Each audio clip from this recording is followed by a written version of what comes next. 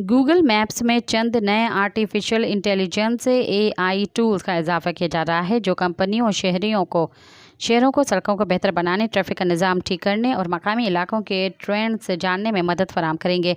एक कॉन्फ्रेंस के दौरान कंपनी की जानिब से गूगल मैप्स के नए फीचर्स के बारे में बताया गया है। इन फीचर्स तक रसाई फीस की एवज होगी और बुनियादी तौर पर उनका मकसद कंपनियों, शहरों और इदारों जैसे ट्रैफिक पुलिस का फैसला साजी में मदद फराहम करना है।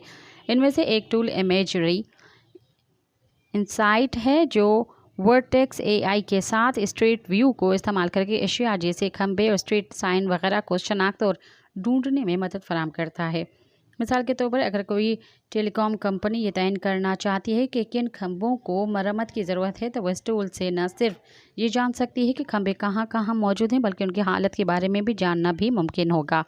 सब्सक्राइब कयो अवामी न्यूज़ HD के ताज़ा तरीन ख़बरुनि लाइ ॾिसंदा रहो अवामी न्यूज़ HD।